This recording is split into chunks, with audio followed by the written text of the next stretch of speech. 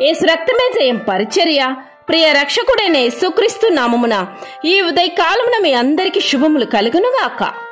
దేనిని గూర్చి చింతపడకుడి గాని ప్రతి విషయములోనూ ప్రార్థన విజ్ఞాపనల చేత కృతజ్ఞత పూర్వకముగా మీ విన్నపములు దేవునికి తెలియజేయుడి అని దేవుని వాక్యం సెలవిస్తుంది.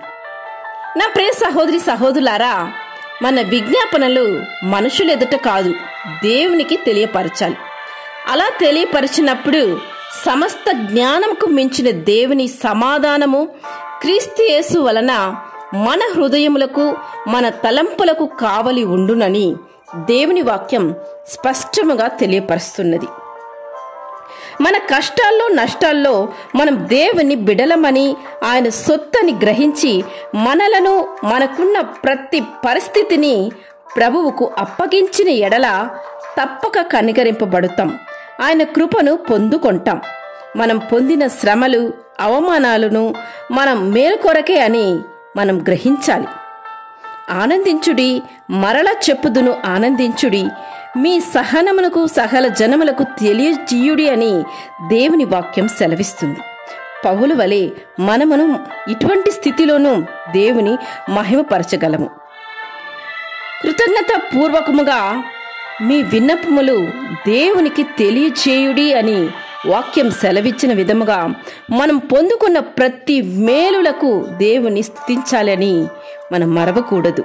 అనగా స్తుతి ద్వారానే స్తుతిస్తూను మన జీవితంలో పొందుకోవలసిన ప్రతి ఆశీర్వాదాన్ని మనం అందుకోవాలి. ఒక మనిషి దేవుని స్తుతించడం ద్వారా దేవుని మహిమపరిచేవాడై ఉంటాడు. నీకున్న దాంట్లో కలిగి ఉన్న దాంట్లోనే తృప్తి కలిగి జీవించడం అది గొప్ప ఆశీర్వాదం. దేవుడు మనకు ఏదైతే అనుగ్రహించాడో దానిని బట్టి మనం తృప్తి కలిగి జీవించినప్పుడు ఆనందకరమైన జీవితాన్ని మనం జీవించగలం. నీ వలన చిన్న చిన్న విషయాల్లోనూ దేవుని మహిమ రావాలని దేవుడు కోరుకుంటున్నాడు. అది నీ క్రియల్లో కనుపరచడానికి నీవు పూనుకోవాలి. అప్పుడు దేవుడు తృప్తిపరచబడిన దానవై నీవు అనబడుతావు. ఆయన ఒక్కడే మహా ఆశ్చర్య కార్యములు చేయువాడు. ఎండిన నీ జీవితంలో నీటి బుగ్గలు పుట్టించువాడు. ఆయన హస్తముల నుండి కిరణములు బయలు వెళ్ళుచున్నవి, అచ్చట ఆయన బలము దాగి ఉన్నది అని దేవుని వాక్యం సెలవిస్తుంది. కనుక నీ జీవితంలో కనపడుతున్న ఏ ఒక్క భారమైనను దేవుని చెంత సమర్పించు. నీ జీవితంలో సస్యశ్యామలాన్ని దేవుడు అనుగ్రహించి నీ ప్రతి స్థితిగతిని మార్చి సంతృప్తిని దేవుడు అనుగ్రహించునుగాక. ఆమె యేసు రక్తమే జయం పరిచర్యలో మీ సహోదరి. God bless you.